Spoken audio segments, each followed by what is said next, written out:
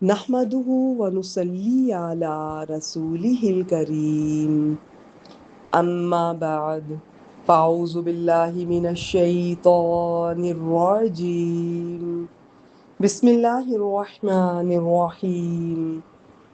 آج انشاءاللہ تعالی باذن اللہ ہم لفظ با لفظ ترجمہ القرآن کے سلسلے میں سورۃ البقرہ کی اگلی آیت کریمہ آیت نمبر 205 کے بارے میں جانیں گے.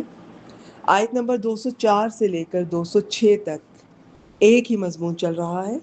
میں آج پہلے اسے شیئر کر دیتی ہوں، اس کے بعد ہم انشاءاللہ تعالی آیت کریمہ کی طرف بڑھتے ہیں. یہاں سے منافقین کے اوصاف کا بیان ہے. رسول اللہ صلی اللہ علیہ وسلم کے دور میں چند ایسے چال باز لوگ تھے اور ہمیشہ رہے ہیں. ان آیات میں ان کی صفات بیان فرما کر ان سے چوکس رہنے کی ہدایت فرمائی ہے.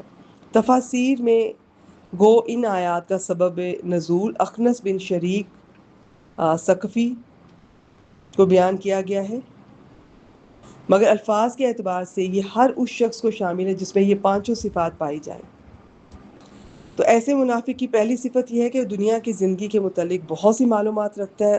دنیا کے کسی ٹاپک پر جب بات کرتا ہے تو سننے والا حیران رہ جاتا ہے. آخرت کے بارے میں نہ وہ بات کرتا ہے نہ ہی اس کا کوئی نالج ہوتا ہے. اس کے بارے میں ایک حدیث مبارکہ آپ سے شیئر کی گئی، آپ دوبارہ دیکھ سکتے ہیں اسکرین پر. دوسری صفت یہ ہے کہ وہ اللہ تعالیٰ کی قسمیں کھا کھا کر اپنے ایمان اور یہ اخلاص کا یقین دلاتا ہے کیونکہ وہ مسلمانوں کے ہاں اپنے بے اعتبار ہونے کو خوب سمجھتا ہے. تیسری صفت یہ ہے کہ وہ سخت جھگڑالو ہے. وہاں کچھ الفاظ ایسے آئے ہیں جو تفصیل طلب ہے، بس آپ مفہوم ذہن میں رکھیں. اور یہاں بھی ایک حدیث مبارکہ آپ سے شیئر کی. نبی اکرم صلی اللہ علیہ وسلم نے منافق کی 4 نشانیوں میں سے ایک یہ بیان فرمایا کہ جب وہ جھگڑتا ہے تو بد زبانی کرتا ہے. صحیح بخاری 34، صحیح مسلم 58.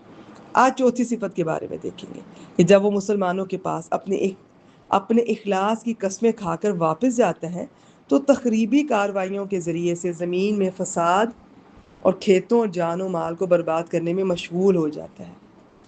یہاں پر ایک لفظ آئے گا تولا، اس کا ایک معنی وہ واپس جاتا ہے، اور دوسرا معنی جب وہ والی یعنی حاکم یا صاحب اقتدار بنتا ہے.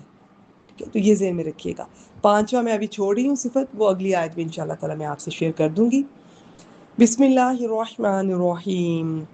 وَإِذَا تَوَلَّا، وا حرف ہے اور اذا اسم ہے جب، تولا یہ واو لام یا حروف مادہ ہے. تا علامت مضارع نہ سمجھیے گا، فعل ماضی ہے تو اس نے منہ موڑا، لیکن اذا کی وجہ سے ترجمہ کریں گے جب وہ منہ موڑتا ہے یا پلٹ کر جاتا ہے یا واپس جاتا ہے. سعی، سین عین یا، صحیح کرنا، کوشش کرنا، یہ بھی فعل ماضی ہے، اس نے کوشش کی. لیکن اذا کی وجہ سے ترجمہ کریں گے وہ کوشش کرتا ہے فی الارض زمین میں، لیفسد کہ وہ فساد کرے. یہ زیر والا لام لام جارہ ہی ہے اور اس وقت یہ ایک فعل مضارع پر آ رہا ہے تو یہ کچھ تبدیلیاں کرتا ہے. ایک تو یہ یفسدو تھا، آخر میں زبر لے آیا ہے، اور اگر یہاں پر فرض کریں واو نون ہوتا اس پر یہ زیر والا لام آتا اس فعل مضارع پر تو نون گر جاتا ہے، پھر الف آ جاتا ہے. تو بس اتنا ہی. اور فساد سے لفظ پہچانا جا رہا ہے، فا سین دال یفسدہ، تاکہ وہ فساد پھیلائے. فیہا اس میں، اور جب وہ واپس جاتا ہے وہ منافق تو زمین میں کوشش کرتا ہے، دوڑ دھوپ کرتا ہے تاکہ اس میں فساد پھیلائے. وَيُهْلِكَ الْحَرْثَ، اور کھیتی کو ہلاک کرے.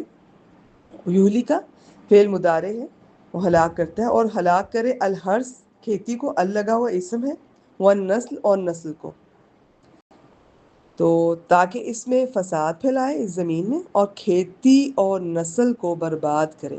واللہ لا یحب الفساد، اور اللہ لا یحب نہیں پسند کرتا.